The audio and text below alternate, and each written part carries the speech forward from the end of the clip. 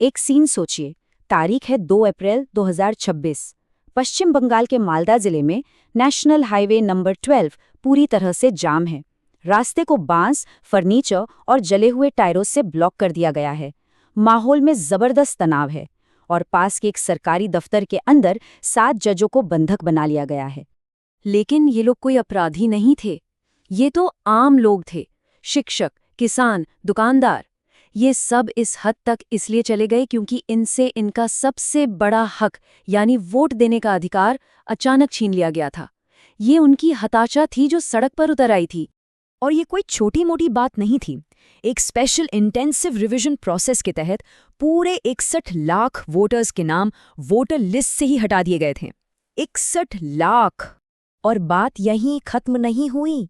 61 लाख नाम हटाने के साथ साथ 60 लाख और वोटर्स को एक नई अजीब सी संदिग्ध यानी सस्पेक्टेड कैटेगरी में डाल दिया गया था।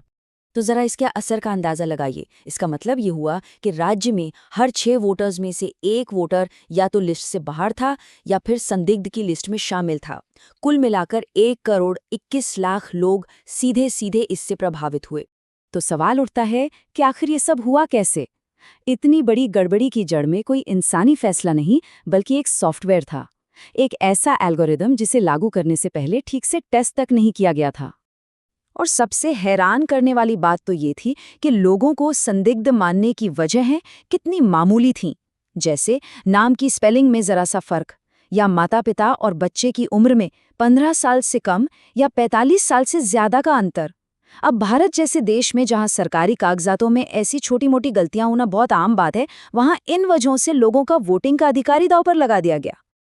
और इस टेक्नोलॉजी पर अनिश्चितता का आलम यह था कि सोर्स के मुताबिक चुनाव आयोग के एक सीनियर अधिकारी ने खुद ये बात मानी कि उन्हें जरा भी अंदाजा नहीं था कि ये सॉफ्टवेयर कितना सही है। 60% या 95% कोई नहीं जानता था। मतलब लाखों लोगों के वोट का फैसला एक ऐसे सॉफ्टवेयर पर छोड़ दिया गया जिसकी कोई गारंटी ही नहीं थी। लेकिन कहानी का सबसे चौंकाने वाला मोड़ 24 मार्च को आया।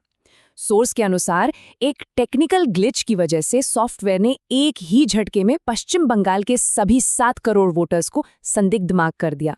इस एक घटना ने सॉफ्टवेयर की विश्वसनीयता पर बहुत गंभीर सवाल खड़े कर दिए। तो अब सवाल ये है कि इस पूरी प्रक्रिया का मकसद क्या बताया गया था और असल में जमीन पर हुआ क्या? देखिए, आधिकारिक तौर पे कहा गया कि ये सब अवैध प्रवासियों को वोटर लिस्ट से हटाने के लिए किया जा रहा है, लेकिन जो डेटा सामने आया वो बिल्कुल अलग कहानी कह रहा था। सोर्स के हिसाब से सबसे ज्यादा अनमैप्ड वोटर्स, यानी जिनके नाम 2002 की लिस्ट से मैच नहीं हुए, वो हिंदू शरणार्थी इलाकों में पाए गए। और ये आंकड़े इस फर्क को और साफ कर देते हैं। जहां पूरे राज्य का औसत 4.3% था, वहीं मुस्लिम बहुल इलाकों में ये रेट सिर्फ 0.4 से 0.9% के बीच था। और सबसे ज्यादा 9.47% की दर मतुआ समुदाय वाले हिंदू शरणार्थी इलाकों में थी, यानी राज्य के औसत से भी 2 गुने से ज्यादा। लेकिन ये सिर्फ आंकड़े नहीं हैं। इन नंबरों के पीछे लाखों लोगों की असल कहानियां हैं। और ये समस्या किसी एक समुदाय या किसी एक वर्ग तक ही सीमित नहीं थी। सोचिए, हाईकोर्ट के एक रिटायर्ड जज जस्टिस शाहिदुल्ला मुंशी का नाम तक वोटर लिस्ट से हटा दिया गया था।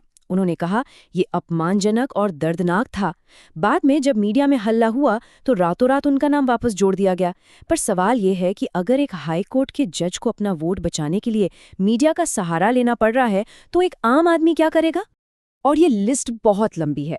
कारगिल युद्ध का एक हीरो, एक वर्ल्ड कप जीतने वाली महिला क्रिकेटर, राज्य की पहली महिला चीफ सेक्रेटरी, यहाँ तक कि सरकार के 2 मौजूदा मंत्री और खुद इस रिवीजन को करने वाले बूथ लेवल ऑफिसर्स तक के नाम संदिग्ध लिस्ट में डाल दिए गए। इससे साफ पता चलता है कि सॉफ्टवेयर की फ्लैगिंग कितनी बेतरतीब और गलत थी। लेकिन कहानी सिर्फ नाम हटाने की नहीं है। इस पूरी प्रक्रिया और इसमें पारदर्शिता की कमी को लेकर कई और भी गंभीर आरोप सामने आए हैं। सोर्स की जांच में जो एक आंकड़ा सामने आया वो शायद सबसे ज्यादा चौंकाने वाला था। रानीनगर विधानसभा क्षेत्र में जहां हिंदू बहुल बूथों पर सिर्फ 3% वोटर्स को संदिग्ध मार्क किया गया, वहीं उसी इलाके के मुस्लिम बहुल बूथों पर ये संख्या 35% से लेकर 58% तक थी। एक ही इलाका, एक ही सॉफ्टवेयर, लेकिन नतीजों में जमीन आसमान का फर्क। तो यहाँ आरोपों के 2 पहलू हैं। एक तरफ जहां असली वोटर्स के नाम काटे जा रहे थे, वहीं दूसरी तरफ गलत तरीके से नए नाम जोड़ने के भी आरोप लगे। सोर्स के मुताबिक एक दिन में हजारों फॉर्म 6 जमा हुए और एक राजनीतिक कार्यकर्ता को तो 400 फॉर्म्स के साथ पकड़ा गया, जबकि नियम के हिसाब से लिमिट सिर्फ 50 फॉर्म की है। इसके अलावा सोर्स का ये भी दावा है कि फाइनल वोटर लिस्ट को जानबूझकर ऐसे पब्लिश किया गया कि कोई भी आम नागरिक या पत्रकार उसकी जांच न कर सके। फाइलें नॉन सर्चेबल थीं, उनका साइज बहुत ज़्यादा बड़ा था और डेटा को पढ़ने से रोकने के लिए उस पर वाटरमार्क भी लगाया गया था। ये सब पारदर्शिता पर बहुत गंभीर सवाल खड़े करता है। तो अब क्या मौजूदा स्थिति क्या है? क्या जिन लोगों के नाम कटे हैं उनके पास कोई रास्ता बचा है? चलिए इस पड़ताल के आखिरी हिस्से पे चलते हैं। अच्छी खबर ये है कि एक रास्ता अभी भी है। सोर्स में बताए गए इन आसान स्टेप्स को फॉलो करके प्रभावित लोग अपना वोटिंग का अधिकार वापस पाने के लिए अपील कर सकते हैं। लेकिन इस रास्ते में भी एक बहुत बड़ी अड़चन है। सोर्स की रिपोर्ट आने तक 2 लाख से ज्यादा अपीलें फाइल हो चुकी थीं, पर उनमें से सिर्फ सुनवाई 2 मामलों में हुई थी। सिर्फ 2! इससे आप अंदाजा लगा सकते हैं कि न्याय मिलने की रफ्तार कितनी धीमी है। और यहीं आकर हम इस पूरी कहानी के सबसे बुनियादी सवाल पर पहुंचते हैं। ये मसला सिर्फ एक राज्य या एक चुनाव का नहीं है, ये हमारे लोकतंत्र की बुनियाद से जुड़ा सवाल है। आखिर उस एक वोट की कीमत ही क्या रह जाती है, जिसे एक सॉफ्टवेयर की मामूली सी गड़बड़ी या एक गैर पारदर्शी प्रक्रिया इतनी आसानी से मिटा सकती है।